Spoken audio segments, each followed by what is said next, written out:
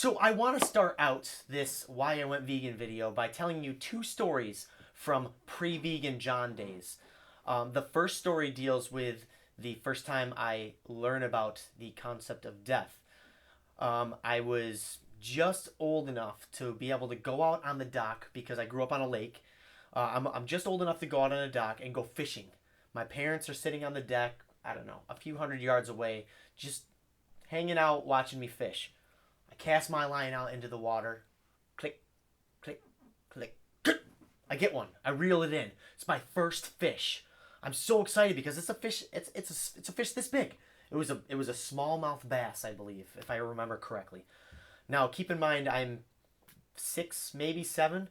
Never really thought about death or anything like that. Um, it never clicked. So I bring the fish up, and please forgive my mom for what she's about to do. She says, John, do you want to keep the fish? And I said, absolutely. She says, okay, we take the hook off the fish. We cut its head off and we clean the fish. And then we put the clean fish, in the freezer. I said, okay, I'm going to go throw the head back in the water so it grows into a new fish. And she says, no, honey, the fish is dead now. And I remember that feeling like it just happened yesterday. I felt so bad because I thought about all the baby fish. That what if that was the mom fish? What were all the babies thinking? So that was at a very young age, and I never. I mean, that was the first correlation I ever made with death and some sort of animal. Fast forward to, I'm 14 years old, and one of my best friends, Brian, who's actually Chris's little brother, he's vegetarian at the time, and I remember sitting down on my dad's chair eating a broccoli and cheese stuffed chicken, just saying, oh man, being vegetarian is stupid. I mean, don't you want this? It's delicious. Never making the correlation to, hey Brian, why are you vegetarian? So I'm 13 years old when this happens. As I became better friends with Brian, I started to really ask questions. Why are you vegetarian? He tells me, um, and he planted that seed in my head that I just never got over. From there, it just grew into something a lot bigger. And it goes back to my mom and my grandmother. They always taught me to put yourself in somebody else's shoes before you act. How would you like it if somebody did that to you, kind of thing. Another story of pre-vegan John. I'm playing with my next door neighbor, and we get into a fight, and I bite him. My grandmother hears my next door neighbor crying and comes out and says, what happens? And he says, John bit me. So what did my grandmother do? She walked over to me, grabbed onto my arm, and bit me. And I remember looking at her being baffled, saying, thinking, I'm a little kid, but still, I'm like, why did my grandma just bite me? She said, you didn't like it that I just did that to you. How do you think he feels? So again, this is at a young age, and I'm starting to think, putting myself into other people's shoes. Well, after I met Brian, I not only did that with people, I started to do that with animals. I started to do that, thinking about the chicken that I was eating, thinking about the roast beef on my, it was food to me because that's the way that we were always brought up. I mean, I was in a very small town, very religious, and you know, supposedly God put the animals on the earth for us to eat, and that's just what we did. And when I started to question that, I remember bringing it up to my mother, saying, Mom, I want to be vegetarian. It's something I thought about, and I'm 14 years old. And she says, okay, as long as you learn to take care of yourself. And I did. It was a year later that I learned about a lot of other things that involved veganism. The more I did my research after being good friends with Brian, and at this time I met Chris, Brian's older brother, who is the creator of the Vegan Zombie, the reason why I'm in front of this camera today.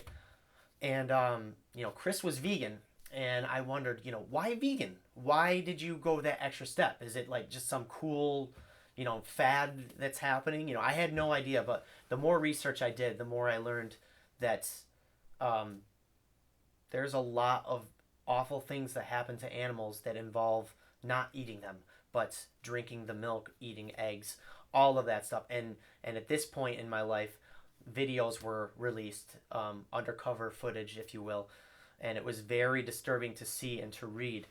Um, I remember I was in lunch period, and I made the decision, I'm gonna go vegan because I don't want to be a part of of causing harm to something else that's alive. I feel like I've always felt since I was a little boy that everything should have a right to live. The froggy hopping in the grass, the beaver building the dam. Like ever since I was a little kid, I always thought those things had the right to live. Um, but I still ate chicken. I still ate beef. I still ate this stuff because I didn't make that correlation.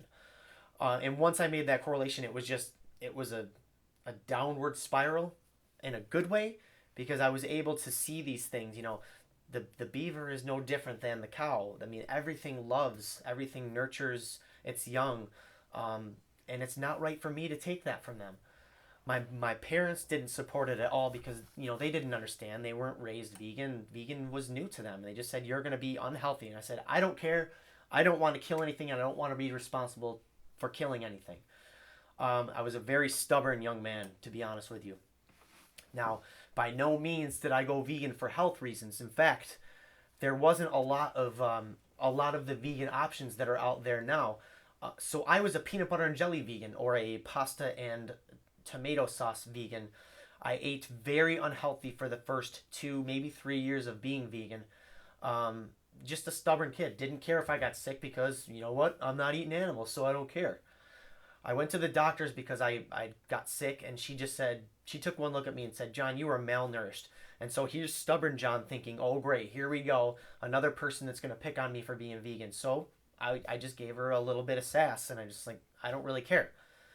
And this was a turning point in my life because a wonderful woman she was, she kind of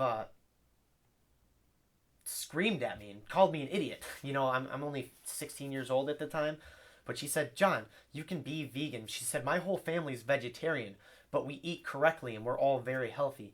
You can do this and do it the right way. Don't be stupid about it. And I felt challenged at that moment in my life, and I said, you know what? I am going to do something about it. So I started to exercise. I started to eat a lot more healthy. Now, mind you, I still eat vegan junk food all the time. I still love that vegan comfort food feeling because that's what I was raised on. I was raised on that mac and cheese or that grilled cheese sandwich and that, cheeseburger. However, at this point, I knew that I had to incorporate a lot more healthy foods in my life. And that was when I started to eat a lot more healthy. I would say these days I have a well balanced diet. I do tend to eat a little bit more comfort food than I would like. But my parents support and love who I am now, um, because I was able to show them, you can be healthy and be vegan, and you can be unhealthy and be vegan, and you can be unhealthy and be not vegan. I mean, it's all how you take care of yourself. One thing that was difficult when I first went vegan that we get a lot of questions on is bullying. The kids at school that don't understand why you're vegan, especially in a small town where things like hunting and cow tipping and all that stuff is popular because we're all bored where I come from. I got picked on a lot in high school. There was only a few vegans in school at the time, and I was a skinnier guy and I got picked on a lot. But it's really important that if you believe something, and I truly believed in my heart that it was the right decision to make, it doesn't matter what those kids say, what those kids said to me. It doesn't matter. I mean, 18 years later, I'm still vegan. I don't even know who these people were that picked on me anymore. I made a million other friends, um, and a million other friends of people that feel the same way I do, and that's the most important thing. I'm not gonna sit here and say I'm right or wrong by choosing veganism because I'll never know if animals were put on this earth for us to eat. Maybe I'm wrong, but I can tell you this: it feels wrong. It feels wrong to me to kill something to eat it when I know I don't have to. When I know that I can coexist. When I know that I can coexist with them. I truly believe that we are evolving as the human race to become compassionate with with people of a different race than us, with people of a different gender, with with people of a different sexual preference than us. I feel like we are all evolving towards this uh, just love, which is bigger than veganism. I think veganism is the right step because we're taking a step back and saying, I don't believe in killing something. I don't believe in factory farming, which is the biggest reason why I am vegan. I don't think any being on this earth should be treated the way that farm animals are treated these days. Just if you haven't seen any of those videos, there are a ton of videos out there. Meet Your Meat was the most recent one that I watched, and it was maybe 10 years ago.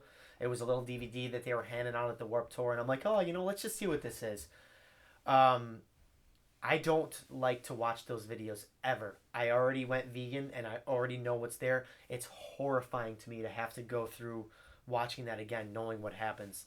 Um, Chris and I recorded Gary Yourofsky speak in New York City, and he played a video like that, and I had to sit through it because we're recording it, and it was awful to remember, that this is still happening even though I'm vegan. So it's like, what more can I do? What can I do to help stop this practice? A lot of people also ask, did Earth Crisis have an influence because they're from Syracuse, they're a vegan straight edge band? I was vegan before I started listening to Earth Crisis. I gotta say, when I did listen to them, I was like, yeah, I feel the same exact way. So I got amped up on my bus ride to school, listening to Destroy the Machines and Firestorm and stuff. But I went vegan before I listened to them. I just I definitely thought it felt great to know that there were others out there that felt as strong as I did, that still feel as strong as I did. And I will continue to shoot silly recipe videos, make people laugh if it tries to convert people to eat vegan a little bit or go vegan altogether. Um, it's the biggest motivation for me right now. I want to do more, and I'll continue to do as much as I can to help the animals, to help people. I just want to help.